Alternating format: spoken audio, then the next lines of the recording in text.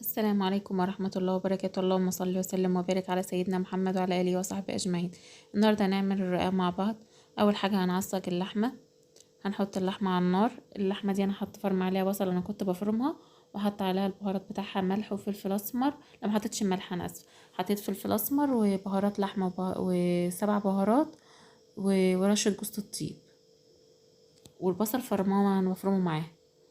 وبحط عليها عصير طماطم، دي للرقاق. اللي بيحب الرقاق بالطماطم يحط عليها عصير طماطم، اللي بيحبه مش من غير طماطم ما يحطش طماطم، يعصج اللحمه بس كده لوحدها. هنا كانت بدأت تخش في التسوية، كانت بدأت تتسبك، حط عليها الملح وشوية فلفل اسود. انا كنت حاطه قبل كده على اللحمه بس شويه عشان الطماطم.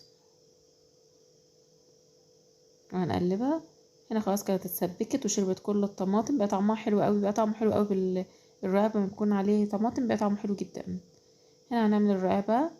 معانا ميه او شوربه لو متاح شوربه، ونبل فيها كده الرقاق، ونكون مجهزين صينيه جنبنا، نحط عليها ونسيبه يطرى.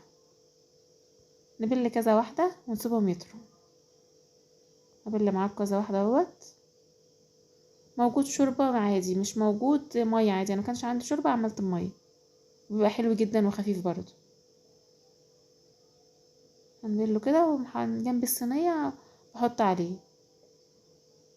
اهو بوريكم اهوت الصينيه اللي انا عملت عليها. هنا هنبل بقى الصينيه سمنه، هندهن الصينيه سمنه، انا اسفه. ونكون طبعا مشغلين الفرن على درجه حراره 200، يكون الفرن سخن.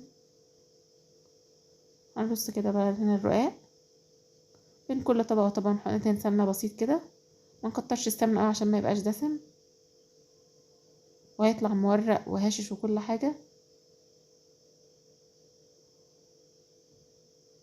اهو دهنه بسيطه كده خالص.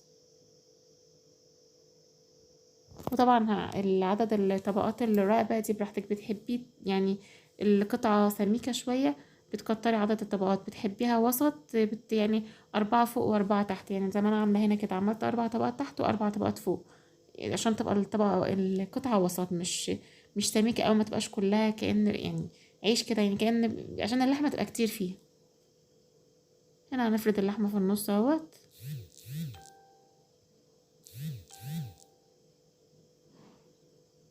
نفردها بقى كلها، ما نخليش فيها حته فاضيه، طرف زي الوسط زي كل حته، فردتها كلها اهوت.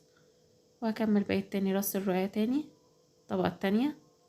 هندهن برضو من كل طبقة وطبقة برضو سمنة، حاجة بسيطة كده خالص. اهو كده خلاص. دي كانت اخر طبقة معانا، دهنا اهوت سمنة. ياريت متنسوش اللايك والاشتراك في القناة. هنا هنقطعه، شوف طري معانا ازاي وتقطع بكل سهولة. لو انتي هتعمليه وتسيبيه شوية، يعني مش هتسويه حالا، ممكن تسيبيه وتركنيه على جنب ساعة ما تيجي تسويه تقطعيه وتحطي عليه اللبن، لكن ما ينفعش تحطي عليه اللبن وتسيبيه بره. ولو على بيات برضو ممكن تعمليه كده تجهزيه، بس ما تخلي خطوة اللبن دي اخر حاجة. كوباية لبن كده على الصينية وتشربيها كلها، وتكوني مولعة الفرن قبلها وتدخليه على طول اول ما تحطي اللبن. مينفعش تحطي اللبن وتحطيه في التلاجة او تسيبيه بره شوية، لانه هيبوش ويخليه مش حلو. انا دخلته الفرن اهو، كان طلع معايا اهوت. اول ما يتحمر من تحت شغلوه الشواية على طول، واول ما يطلع لو بتحبيه طري يغطيه بصينيه ولفيه في فوطه او اي حاجه واسبيه، هتلاقيه بقى طري جدا من بره كده، طبقه كريسبي بسيطه، ومن جوه طري، طعمه حلو جدا. يعني انا شوفوا بوريكم طري معايا ازاي، عشان اول ما خرج لفيته غطيته بصينيه ولفيته بفوطه. يا ريت متنسوش اللايك والاشتراك في القناه وتفعيل